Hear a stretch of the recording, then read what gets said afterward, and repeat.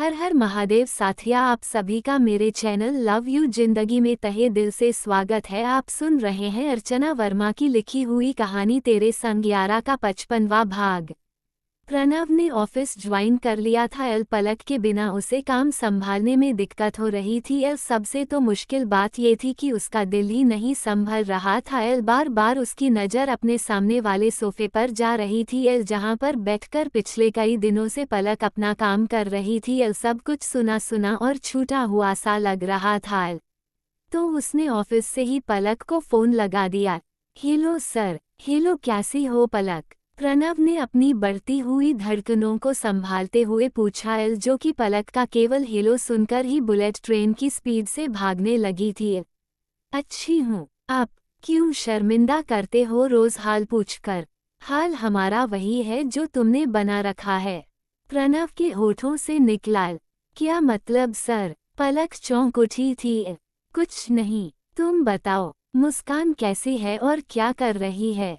प्रणव ने तुरंत बात बदलते हुए पूछा, लेकिन ये दिल था इस कदर इसके अंदर इस समय जज्बात मचल रहे थे कि हर पल के साथ होठों से बाहर निकल ही आते थे।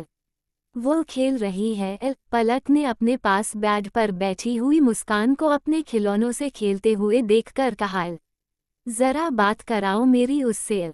पलक फोन लेकर किनारे हो गई। घर आए हुए 4 दिन बीत गए थे। 4 दिनों में मुस्कान पहले से बहुत बेहतर हो गई थी। इस बीच प्रणव की उससे कई बार वीडियो कॉल पर बात हुई थी, लेकिन प्रणव घर नहीं आया था। पलक ही जान रही थी कि उसने कैसे मुस्कान को प्रणव को बुलाने से रोक रखा था, वरना मुस्कान की पापा के पास जाने की जिद या फिर पापा को उसके पास बुलाने की जिद हर पल बढ़ती जा रही थी, और यह चीज़ पलक को पसंद नहीं आ रही थी। प्लीज़ सर, आप मुस्कान से जितना दूर हो सके रहिए। बहुत मुश्किल से मुस्कान संभली है और आगे मैं उसे संभाल लूंगी। आपने जो हमारी मदद के लिए किया उसका बहुत बहुत शुक्रिया। पर प्लीज़ सर। पलक की बात सुनकर तो प्रणव का मूड उखड़ने लगा था। पलक, मैंने तुम्हारी बात सुन ली। अब तुम मेरी बात सुनो। सीधे सीधे मेरी बात मुस्कान से करवाती हो या फिर मैं खुद चला आऊं? प्रणव ने पूछा। प्रणव के गुस्से को समझकर पलक कुछ नहीं बोली। देखो पलक, तुम्हारी बात का मान रखते हुए मैं इन 4 दिनों में एक बार भी मुस्कान से मिलने नहीं आया, क्योंकि तुमने कहा था कि तुम मेरी बात लगातार मुस्कान से करवाती रहोगी, पर मैंने खुद को किस तरह से रोक रखा है यह मैं ही जानता हूँ। जबकि मेरे लिए ये 7 किलोमीटर का फासला तय करना मुश्किल नहीं है। मैं 10 मिनट के अंदर वहाँ पहुँच सकता हूँ, और उससे भी ज़्यादा मैं उसे फासले को भी तय करने की हिम्मत रखता हूँ जो मेरे और तुम्हारे या फिर मेरे और मुस्कान के बीच में है।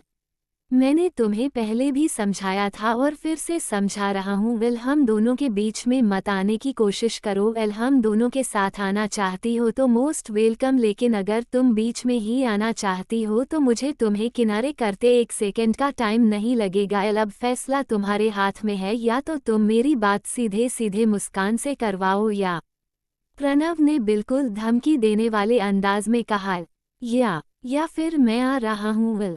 मैं आपकी बात करवाती हूँ। Good girl. प्रणव के चेहरे की मुस्कान गहरी हुई। पलक ने फ़ोन मुस्कान की तरफ बढ़ा दिया। फ़ोन देखते ही मुस्कान समझ गई कि उसके पापा का फ़ोन है। पापा। पलक ने तुरंत मोबाइल को म्यूट किया और मुस्कान से बोली, मैं इसी शर्त पर तुम्हें पापा से बात करने दूंगी कि तुम मेरी बात मानोगी। मुस्कान के फ़ोन के लिए बड़े हुए हाथ रुक गए और वो पलक की तरफ देखने लगी। तुम पापा को कभी भी घर आने के लिए नहीं बोलोगी? पलक की ऐसी बात सुनकर मुस्कान चुपचाप उसे देखे रह गई, लेकिन उसका चेहरा उतर गया था। पिछले 4 दिनों से पलक उसे उसके पापा से बात करने के लिए मना कर रही थी। धीरे धीरे हल्के शब्दों में पलक जो उसे प्रणव से दूर रहने के लिए कहती थी, वो मुस्कान की समझ में आता था। आज तक एक आवाज में पलक की हर एक बात मानने वाली मुस्कान के दिमाग में जब पलक उसे प्रणव से दूर रहने के लिए कहती थी तो उसी समय रोनी की बातें गूंज उठती थी। अगर तुम्हारी मम्मी को पता चल गया कि तुम अपने पापा से मिलती हो या फिर बात करती हो तो वह तुम्हें कभी उनसे बात नहीं करने देगी।